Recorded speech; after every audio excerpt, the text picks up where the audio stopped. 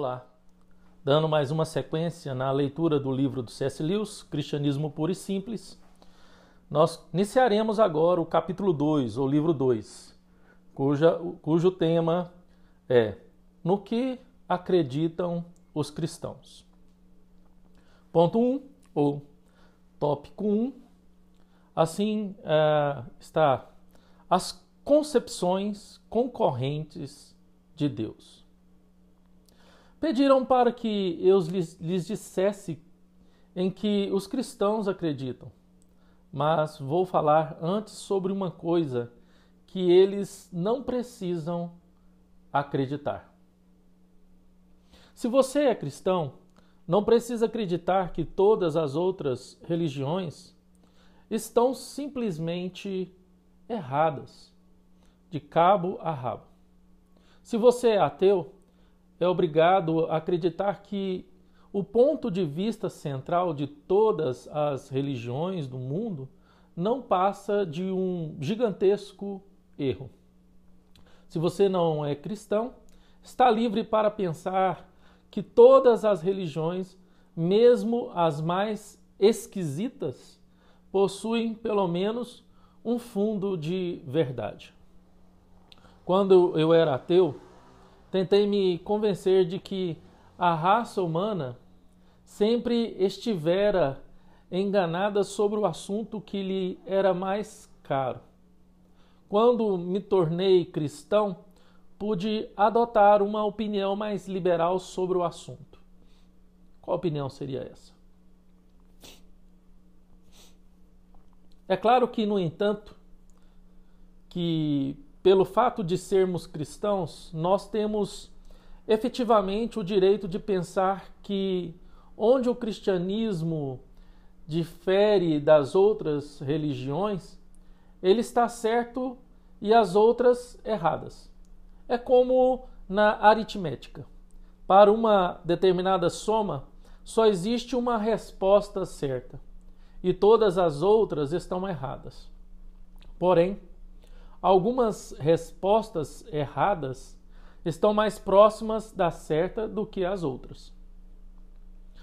A primeira grande divisão da humanidade se dá entre a maioria que acredita em alguma espécie de Deus ou de deuses e a minoria que não acredita. Nesse ponto, os cristãos se juntam à maioria. Os gregos e os romanos da antiguidade, os selvagens modernos, os estoicos, os platônicos, os hindus, os maometanos e etc.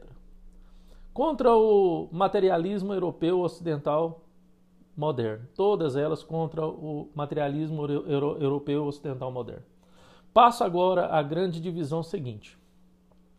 As pessoas que acreditam em Deus podem ser agrupadas de acordo com o tipo de Deus em que acreditam. Neste assunto, existem duas concepções bem diferentes uma da outra. Uma delas é a de que ele está acima do bem e do mal. Nós, seres humanos, dizemos que uma coisa é má e outra coisa é boa. De acordo com alguns, porém, esse é um mero ponto de vista humano. Essas pessoas diriam que quanto mais sábios nos tornarmos, menos nos interessaremos por classificar as coisas dessa maneira e nos damos conta com clareza cada vez maior de que tudo é bom sob certo ponto de vista e mal sob outro, e que nada poderia ser diferente do que é. Em consequência, essas pessoas creem que antes mesmo de nos aproximarmos do ponto de vista divino, essa distinção desaparece totalmente. Nós consideramos o câncer mal, diriam elas, porque ele mata pessoas, mas poderíamos igualmente chamar um cirurgião de mau porque ele mata o câncer. Tudo depende do ponto de vista. A outra ideia, oposta a esta, é de que Deus é definitivamente bom ou justo. É um Deus que toma partido, que ama o amor e odeia o ódio, que quer que nos comportemos de uma forma e não de outra. O primeiro ponto de vista, ou de um Deus acima do bem e do mal, é chamado panteísmo.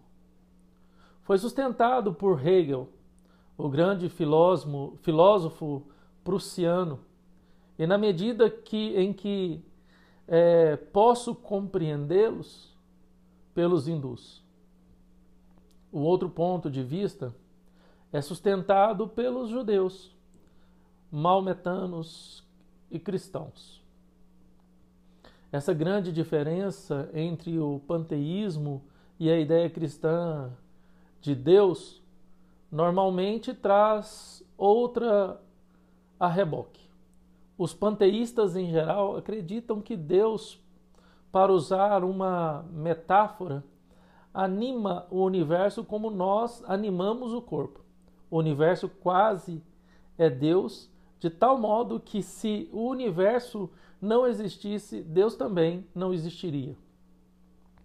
Pois todos os seres do universo fazem parte dele. A ideia cristã é bem diferente. Os cristãos pensam que Deus inventou e criou o universo como um homem que pinta um quadro ou compõe uma música. Um pintor não é o que ele pinta e não vai morrer se o quadro for destruído. Quando dizemos que ele infundiu sua alma na pintura, só queremos dizer que a beleza e o fascínio que o quadro desperta vieram da mente dele. A habilidade dele não está presente na tela da mesma forma que está presente em sua cabeça ou mesmo em suas mãos. Acho que você já compreendeu que a diferença entre panteístas e cristãos segue essa mesma linha. Se você não leva muito a sério a distinção entre o bem e o mal, é fácil dizer que qualquer coisa que encontra no mundo é uma parte de Deus. Por outro lado, se acha que certas coisas são realmente más e Deus é realmente bom, já não pode falar dessa maneira. Tem de acreditar que existe uma separação entre Deus e o mundo e que certas coisas que vemos são contrárias à sua vontade.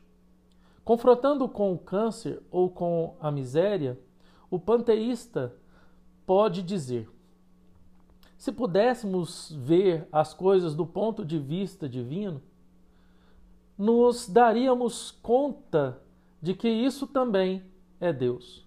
O cristão retruca: não diga essa maldita asneira. O cristianismo é uma religião aguerrida. Para o cristão, Deus criou o mundo, tirou de sua cabeça o espaço e o tempo, o calor e o frio, todas as cores e sabores, todos os animais e vegetais, como um homem que cria uma história. Por outro lado, para o cristianismo, muitas das coisas criadas por Deus caíram no erro. E Deus insiste, aliás, de forma enfática, em colocá-las de volta no lugar. Com isto, é claro, surge uma pergunta difícil. Se Deus é bom, criou o mundo, por que esse mundo deu errado? Por muitos anos, recusei-me a ouvir as respostas cristãs à pergunta, pois tinha a sensação persistente de que o que quer que vocês digam, por mais astutos que sejam, seus argumentos não é muito mais simples e mais fácil afirmar que o mundo não foi feito por um poder dotado de inteligência? As argumentações de vocês não são apenas uma complicada tentativa de fugir do óbvio, mas através disso acabei deparando com outra dificuldade. Meu argumento contra Deus era o de que o universo parecia injusto e cruel. No entanto, de onde eu tiraria essa ideia de justo e injusto? Um homem não diz que uma linha é torta se não souber o que é uma linha reta. Com o que eu comparava o universo quando o chamava injusto? Se o espetáculo inteiro era ruim do começo ao fim, como é que eu, fazendo parte dele, poderia ter uma reação assim tão violenta? Um homem sente o corpo molhado quando entra na água, porque não é um animal aquático. Um peixe não se sente assim. E claro que eu poderia ter desistido da minha ideia de justiça, dizendo que ela não passava de uma ideia particular, minha própria. Se procedesse assim, porém, meu argumento contra Deus também desmoronaria, pois depende da premissa de que o mundo é realmente injusto, e não de que simplesmente não agrada aos meus caprichos pessoais. Assim, no próprio ato de tentar provar que Deus não existe, ou por outra, que a realidade como um todo não tem sentido, vi-me forçado a admitir que uma parte da realidade, a saber, minha ideia de justiça, tem sentido sim. Ou seja, o ateísmo é uma solução simplista. Se o universo inteiro não tivesse sentido, nunca perceberíamos que ele não tem sentido. Do mesmo modo que, se não existisse luz no universo e as criaturas não tivessem olhos, nunca nós saberíamos imersos na escuridão. A própria palavra escuridão não teria significado. Bom, terminamos mais uma parte da leitura do livro de C.S. Lewis. Que Deus abençoe e até o próximo vídeo, próximo episódio.